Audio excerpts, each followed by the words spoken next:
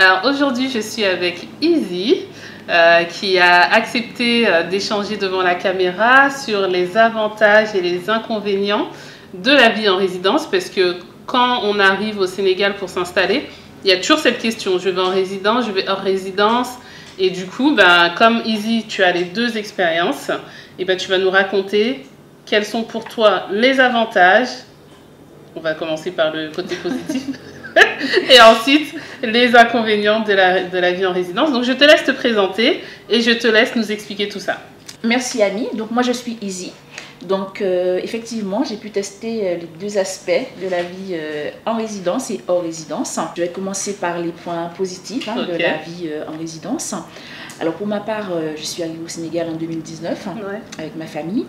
Et donc, du coup, au départ, on vivait hors résidence. Donc du coup, on a fait le choix, suite à quelques mois en maison en résidence, de venir habiter en résidence pour plusieurs aspects en fait. Je vais commencer plus par la partie sécurité, parce que bon, en résidence, il est vrai qu'on a le gardiennage, cet aspect où nous avons des personnes qui sont régulièrement à l'entrée, qui peuvent un peu gérer les entrées et les sorties. Les entrées sont contrôlées. Tout à fait, voilà.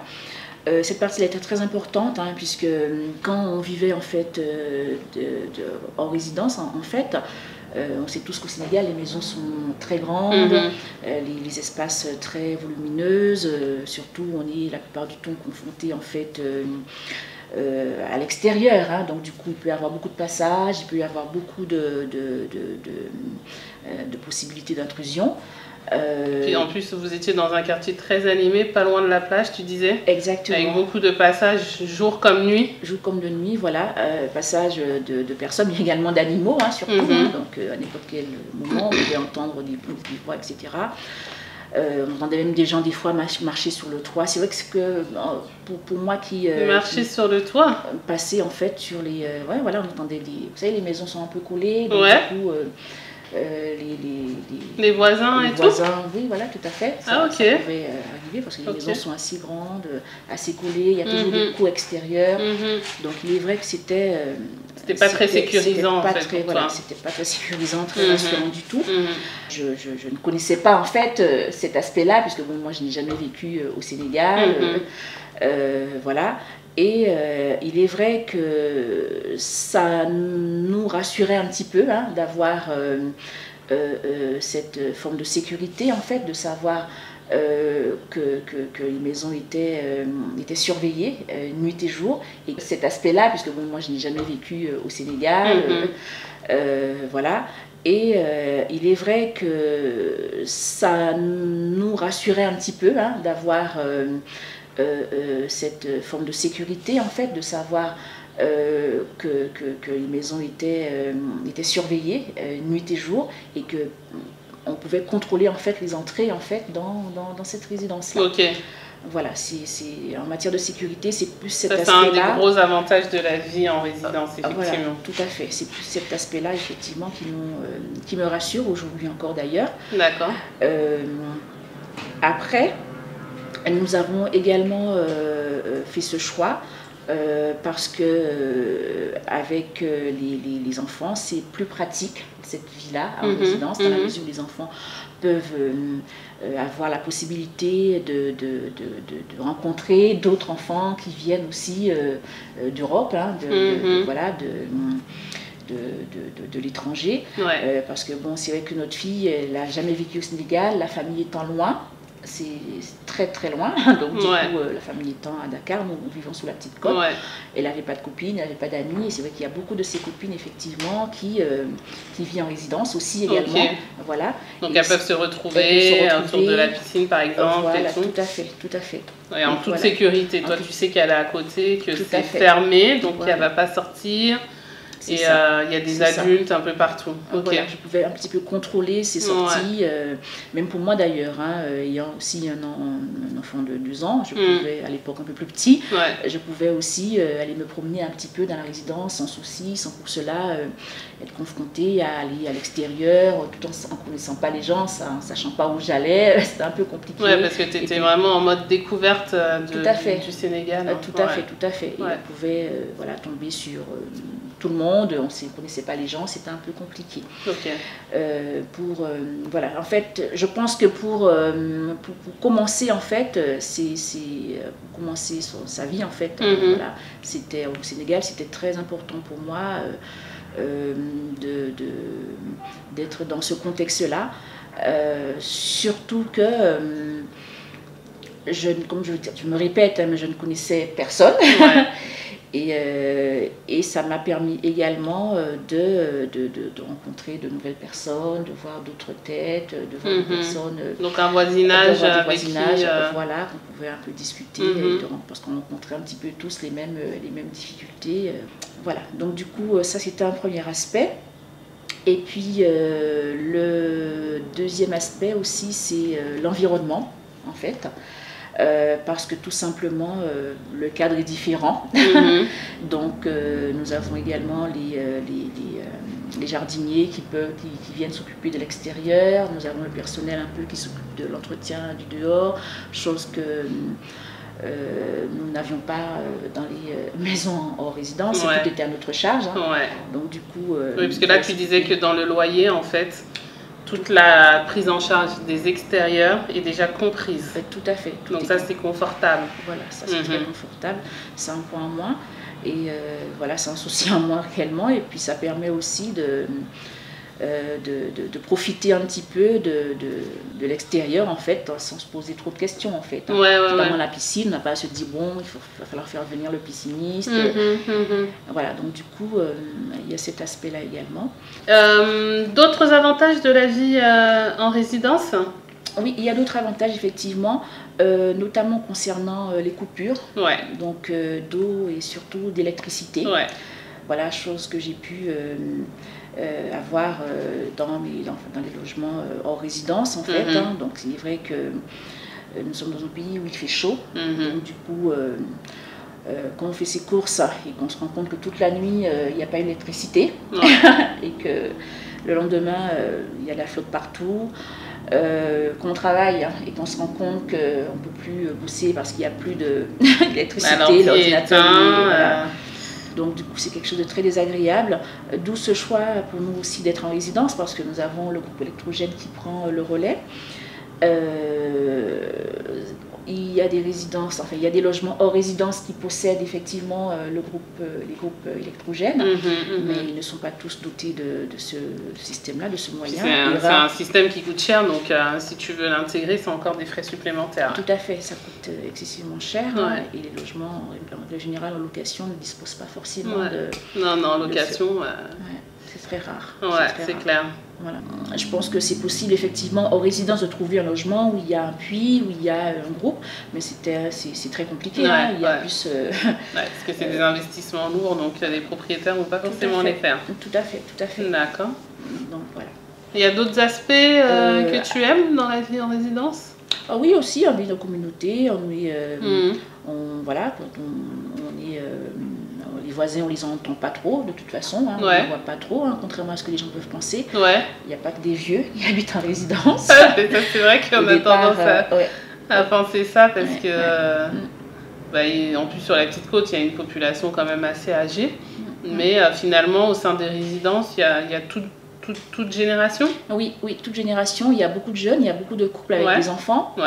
Beaucoup de familles. Beaucoup de familles, tout à fait. J'ai pu me rendre compte parce que je vois que dans l'école de ma fille, on doit avoir une bonne dizaine d'enfants qui vivent dans la même résidence. Ils ne sont pas dans la même école, dans la même classe parce qu'elle est un petit peu plus grande. Les niveaux sont différents. Voilà, tout à fait. Mais j'ai rencontré pas mal de parents Voilà. Et donc, du coup, il est vrai que ça, c'est aussi rassurant de voir que ma fille, elle peut voir ses copains d'école et tout. Oui, ouais. voilà. Ouais, ouais.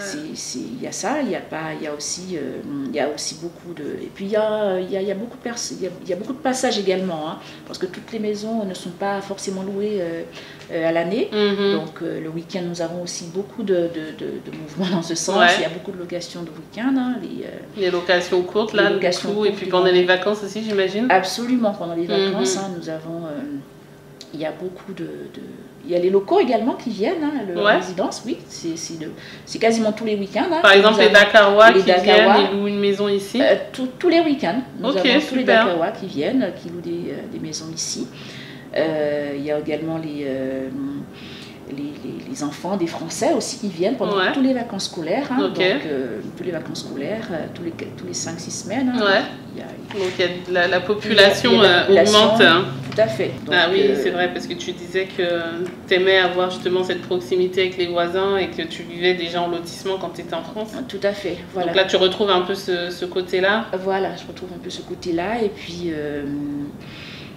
puis voilà, on a l'impression qu'on n'est pas trop loin, avec le cadre différent, bien évidemment, hein, donc on n'avait pas ce cadre-là. T'as plus de soleil quand même. La résidence est bien située géographiquement, mais je pensais aussi à l'entretien de la résidence. Toutes les résidences ne sont pas forcément entretenues de la même manière. Voilà. Ici, c'est une résidence qui est bien entretenue, mais c'est vrai qu'on peut en voir des fois certaines, ça vieillit un petit peu et tout, donc il faut prendre le temps de visiter quoi, avant de faire son choix. Effectivement. Pour en revenir à ce que je te disais tout à l'heure, qu'on a fait, qu'on arrivait, donc il y a effectivement des résidences où les propriétaires sont partis, hein, ont acheté il y a 20 ans, sont partis peut-être pour des raisons personnelles, sont rentrés en Europe et ils n'ont pas vendu en fait. Donc ces résidences-là, sont gardées. Les maisons sont vides, sont pas occupées, pas entretenues. Voilà, pas entretenues. Et si les charges ne sont pas forcément payées, forcément les parties communes ne sont pas entretenues. Et c'est pour ça que, en règle générale, ces résidences-là ne sont pas vieillissent mal et du coup ne sont pas très... Voilà. Tandis que cette résidence, effectivement, il y a beaucoup de personnes qui sont parties, mais qui ont revendu, maisons qui ont vendu en fait. Et c'est des personnes qui sont la plupart du temps présentes en fait, parce que quasiment tous les propriétaires vivent ici, une bonne partie en tout cas. Et c'est vrai que c'est très bien entretenu, je pense aussi grâce à ça. Ok, super. Donc ça c'est bien, c'est un avantage. C'est un avantage, parce que c'est très important aussi, hein, parce que vivre en résidence, oui, mais bon après si c'est pas à n'importe quel prix non plus. Hein. Tout à fait. C'est pour avoir un certain confort également. Est-ce que tu penses que les loyers en résidence sont un peu plus élevés du coup que les loyers en résidence, du fait qu'il y a les charges communes à prendre en considération dans le loyer, etc. ou il n'y a pas une grande différence? Au départ, je pensais ça au départ. Mais on est au Sénégal et je pense que tout se négocie. Donc du coup, on peut trouver effectivement des logements en résidence à des prix exorbitants, mais tout se négocie. Et également hors résidence, on peut avoir des logements qui ne sont pas loués du tout pendant des années et à des prix aussi exorbitants.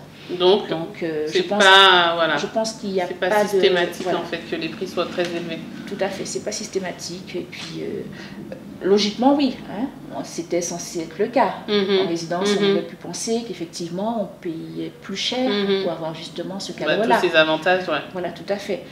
Donc il y a beaucoup d'avantages. Il n'y a que des avantages ou il y a aussi un peu d'inconvénients? Il y a des avantages et il y a aussi des inconvénients. Des inconvénients, pour le moment, moi, j'en connais pas trop.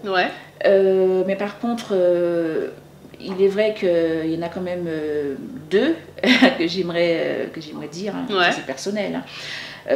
Par exemple, en matière d'animaux de compagnie, je sais qu'ici, en résidence, les animaux de compagnie doivent être tenus en laisse. Alors, nous avons été obligés de nous séparer un petit peu de notre chien, parce qu'en fait, c'est un chien qui était en totale liberté. Hein, depuis qu'on l'a, il était en totale liberté. Il n'était pas question pour lui d'être attaché, il n'était pas question pour lui d'être enfermé. Et en résidence, c'est compliqué, parce que tout est ouvert. Et voilà, il se baladait un petit peu partout. Il pouvait sortir du jardin et aller dans la résidence. Voilà, on l'a récupéré un petit peu partout. Donc du coup, malheureusement, on s'en est séparé Vous l'avez confié, on l'a confié, à la voilà. famille, ouais. Voilà, il y a cet aspect-là. Ok. Et on va toujours rester dans le domaine des animaux. Hein. Je suis très... j'aime bien tout ce qui est élevage de poulets, de poussins, des choses comme ça. C'est vrai qu'en résidence, on ne peut pas avoir... on ne peut pas faire une petite ferme, quoi. On peut pas élever des poulets, on peut pas... par rapport au voisinage. Voilà, c'est pas du tout... c'est dans le règlement, c'est pas du tout autorisé. De la résidence. Voilà. C'est quand même très compliqué hein, d'élever des poulets. Hein. Ça crie, ça hurle le matin. Ah bah, tu mets un coq ici, on peut réveiller tout le monde. Voilà, je sais que ça réveille, ça va être le réveil de... Non, et puis ça ouais, c'est pas adapté. Voilà, ça va pas fonctionner. D'accord, ah oui, c'est vrai. C'est vrai. C'est vrai que c'est quand même sympa d'avoir des animaux dans la cour. Ouais. Tout à fait. Et puis l'autre aspect, c'est... bon, après ça, moi j'ai vécu en Europe, je sais ce que c'est que... quand on a des invités, de faire du bruit, de mettre la musique avec des décibels. Des soirées. Des soirées. Après, c'est vrai qu'on ne l'a jamais testé, mais c'est clair qu'en résidence, on ne peut pas inviter une centaine de personnes dans son jardin. Hein, donc du coup, déjà l'entrée est déjà un peu limitée, se garer c'est compliqué. Donc voilà, cet aspect-là. C'est un gros fêtard et que tu veux inviter du monde. Tout à fait. 3-4 fois par semaine, tu ne peux pas aller en résidence. Ce n'est pas possible. C'est pas possible.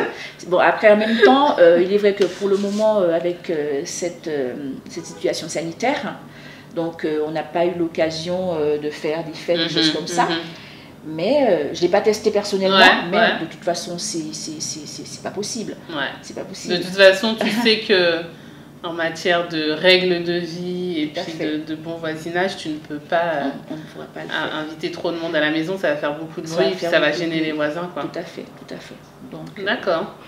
Donc voilà, c'est ces deux aspects-là qui pour le moment en tout cas, après une année en résidence qui m'ont un petit peu... Enfin, je dirais que c'est un petit peu négatif, mais bon, après, c'est gérable. Ça dépend des... après, c'est des choix de vie. C'est vrai qu'il y a des gens qui n'ont pas forcément envie d'avoir des animaux à la maison. Et puis, c'est pareil, au niveau des fêtes. Après, c'est vrai que les soirées, ici, il y a quand même beaucoup d'espace où on peut aller en extérieur. Tout à fait. Sans que ce soit trop cher. Et, effectivement. Il y a la plage à côté. C'est ça. On trouve des alternatives, on va dire. Tout à fait. Mais en tout cas, ce que je retiens, c'est qu'il y a quand même beaucoup d'avantages à vivre d'avantages. En résidence. Après, tout est relatif. Moi, j'ai jamais vécu en résidence. J'ai pas eu envie de vivre en résidence parce que j'avais peur, en fait, du côté un peu fermé.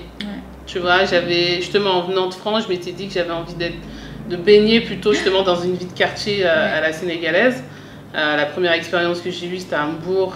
Et c'était bien pour arriver, mais c'est vrai que au début, c'est sympa, mais au bout d'un moment, tu te sens vite envahi. Nous, en France, on n'a pas l'habitude que toutes les portes soient ouvertes tout le temps et tu peux te sentir envahi. En tout cas, moi, ça a été mon sentiment. Et surtout, il y avait beaucoup de bruit, parce que j'étais dans un quartier très animé. Il y avait du bruit jour et nuit. Et par contre, depuis que je suis à la Somone, c'est beaucoup plus calme. Et je ne suis pas envahie, je suis dans un espace justement un peu protégé. Et donc, c'est un bon compromis entre la vie en résidence, un quartier trop animé pour moi. Parce que ça, c'est pareil, c'est toujours après des questions de style de vie. Moi, j'aime bien être au calme. Donc, c'est vraiment, je pense, en fonction de la manière dont on vit, qu'on va faire le choix entre eux. Et puis de tester aussi les deux, c'est bien. Et de voir ce qui convient le mieux. En tout cas, je te remercie pour toutes ces informations, d'avoir partagé ton expérience, ton point de vue. Et je vais retrouver les abonnés, comme d'habitude, sur nos réseaux sociaux. On est sur Facebook, sur Instagram. Sur YouTube, vous abonnez, vous activez les notifications. Et sur notre site internet. À bientôt. Et merci, Izzy.